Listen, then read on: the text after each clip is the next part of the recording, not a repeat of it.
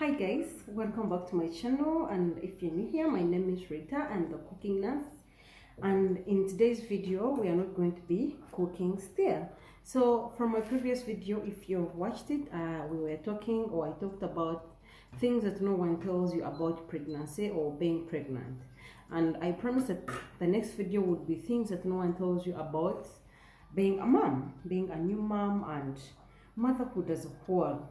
That whole situation of transitioning from being just a young lady or a young girl into a whole mom, things that no one ever tells you about. So as usual, I'll just request that you consider subscribing to this channel so that you don't miss out on my other videos, the cooking videos. And if you are interested in cooking a lot of dishes from around here, I live in Uganda, then you can just, after watching this video, go through my channel. There are a lot more other videos that could be helpful, who knows.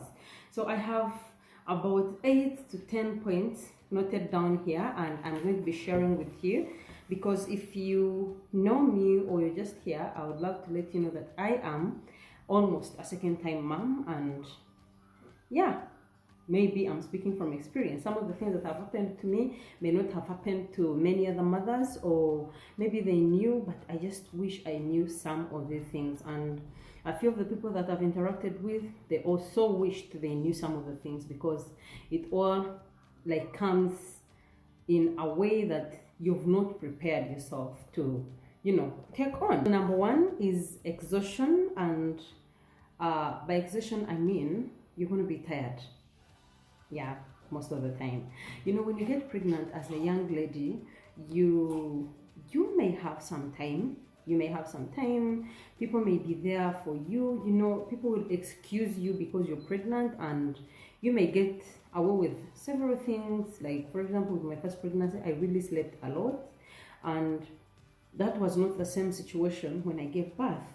So there's what we call sleep deprivation.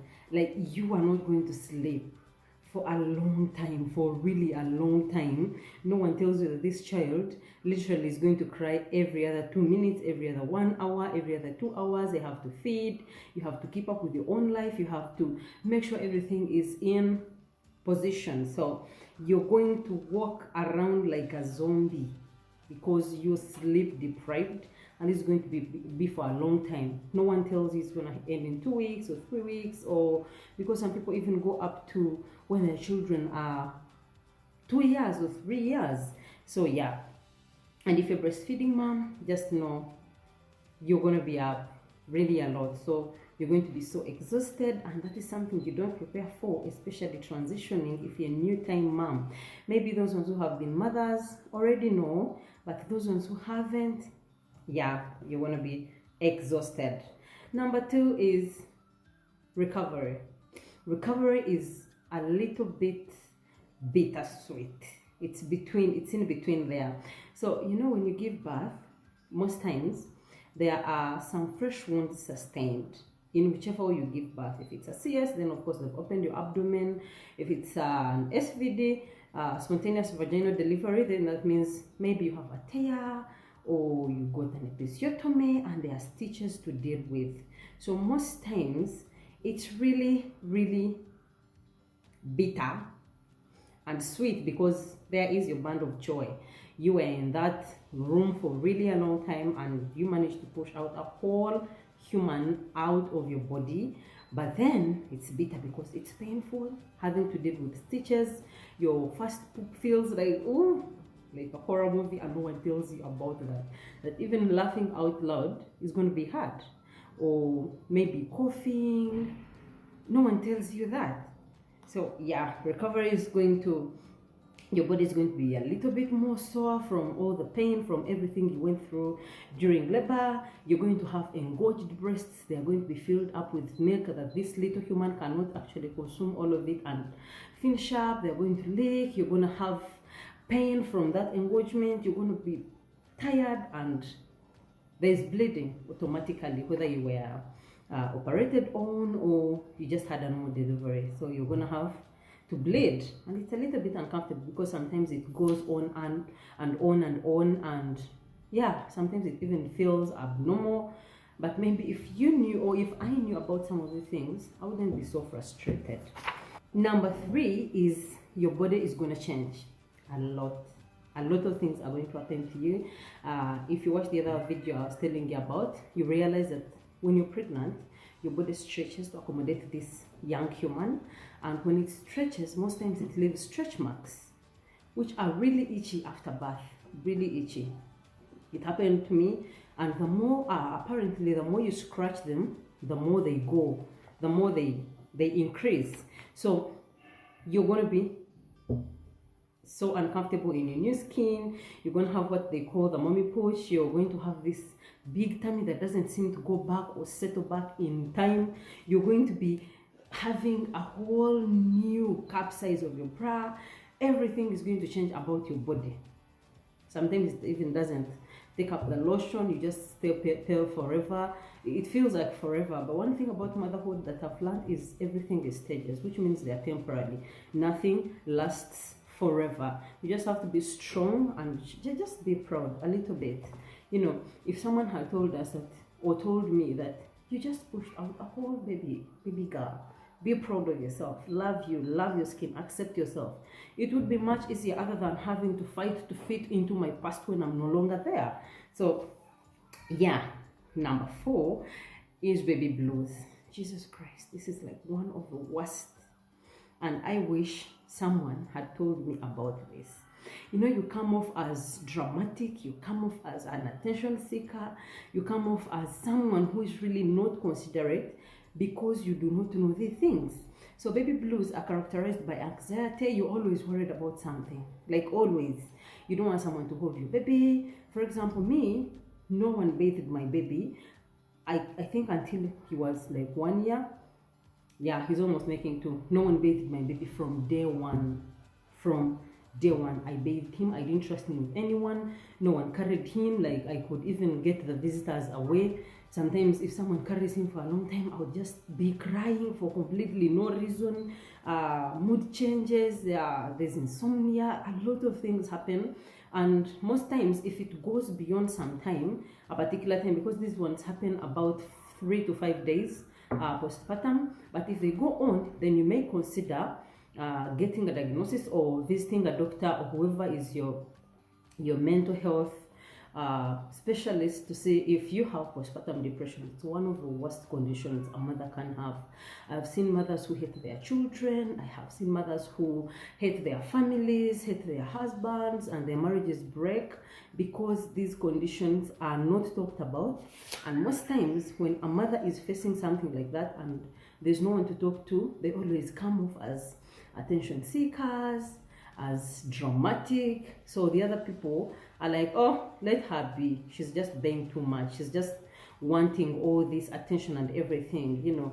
But it always deteriorates if you don't get someone to speak to. So if this persists, or if you feel like this is too much, please let someone near you know how you feel.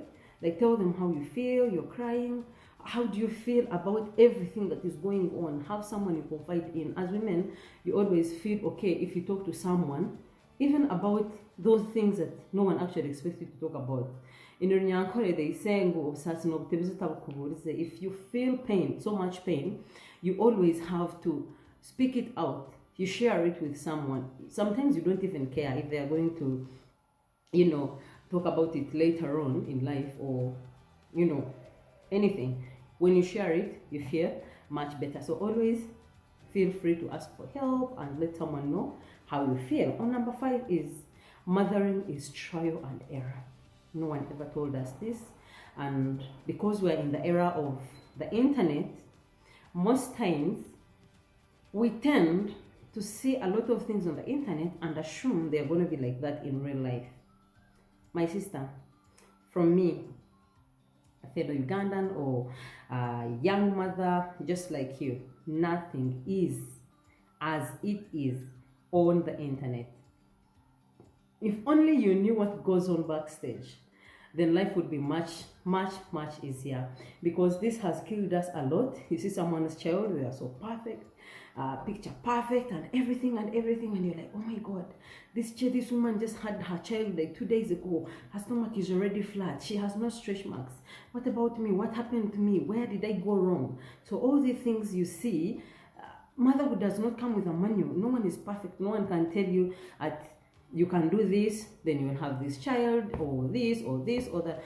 If that was the case, then the whole world would be like the same. People would be behaving the same, and everything would be just going on smoothly in a systematic way. So once you understand that you're going to learn on job, you're going to have to do things the way they're supposed to be done, the way they come, it's going to be easier, other than beating yourself to sleep every other single night because you feel you're not being a great mom.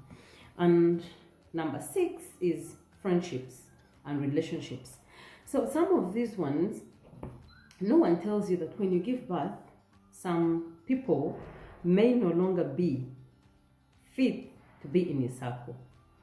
I don't know if you understand. You know, when you're a young girl, for example, if you're first time mom, you have these friends that all you talk about are parties, going out, trips, salon appointments, this and that, and all the fancy baby girl lifestyle things that we do.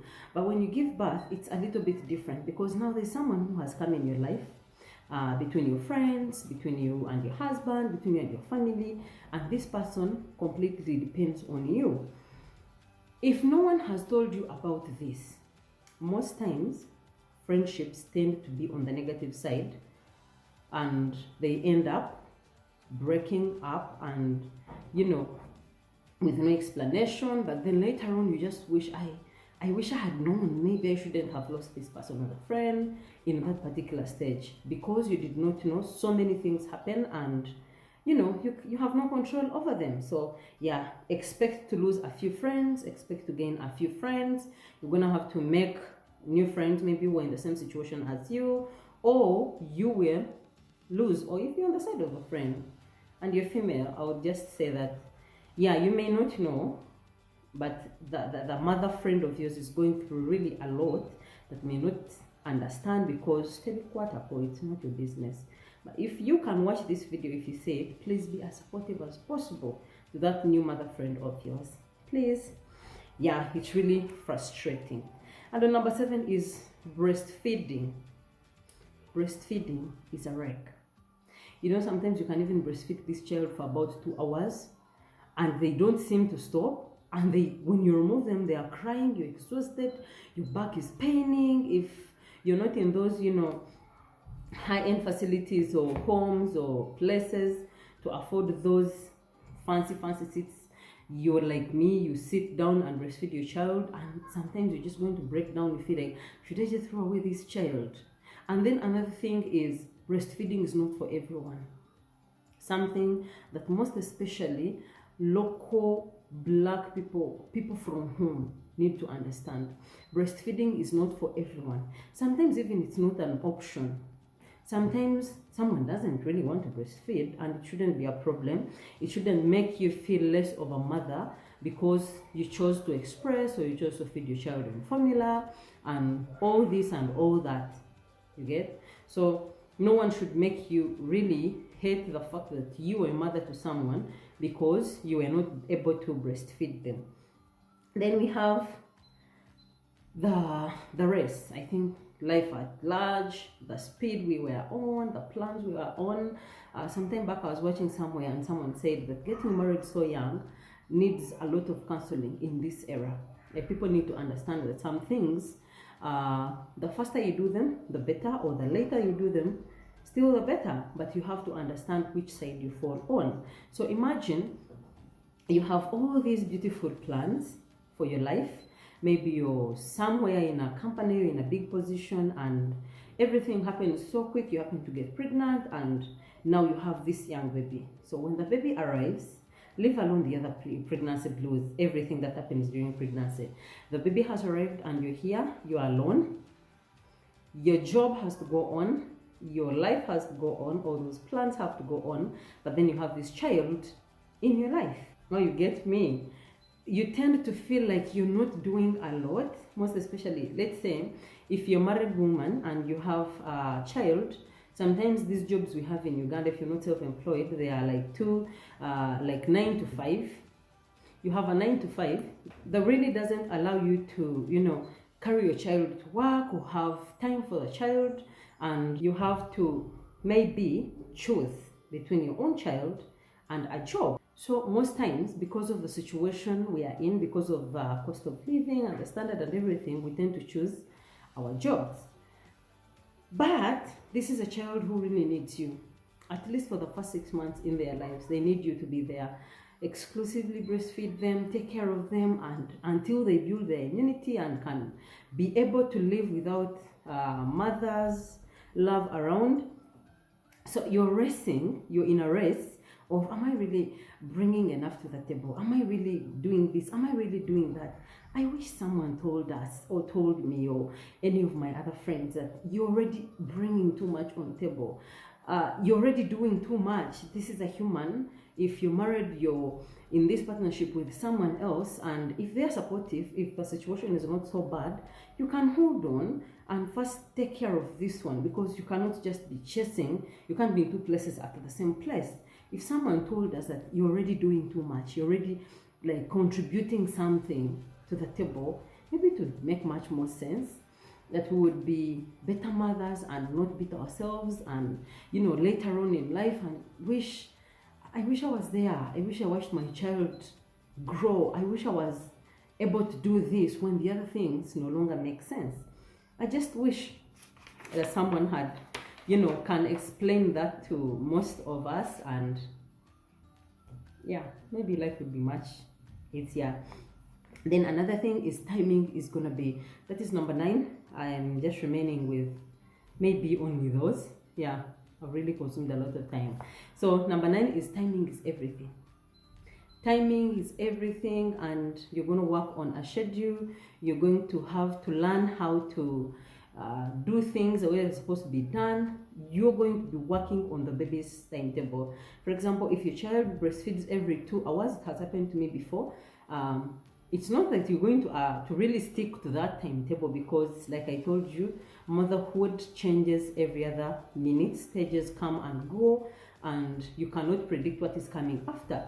But you just have to be able to adjusting according to time and your baby's needs. I was going to say that if your child sleeps for only 2 hours, then you have 2 hours in between that time. Always people tell you, rest in those 2 hours, do this in 2 hours, or do this when the baby sleeps, but it doesn't happen that way. It doesn't come so easily, especially if you may be alone, first time mom, you're in your home alone and you have this newborn. You're just going to learn how to work with the little time that you have. And yeah, just like that, I hope these simple things that I'm learning on my journey, or my experiences from pregnancy to motherhood and everything else that I'll be sharing are helpful to someone. And if you have something else that you wish that someone else knew about being a mother or a new mother, please share it in the comment section. And if you think someone can benefit from this video, kindly share it with them, send them the link and let them come here and listen or learn something, 1 or 2. I'm Rita, the cooking nurse, and I'll be seeing you soon in my next video. Peace.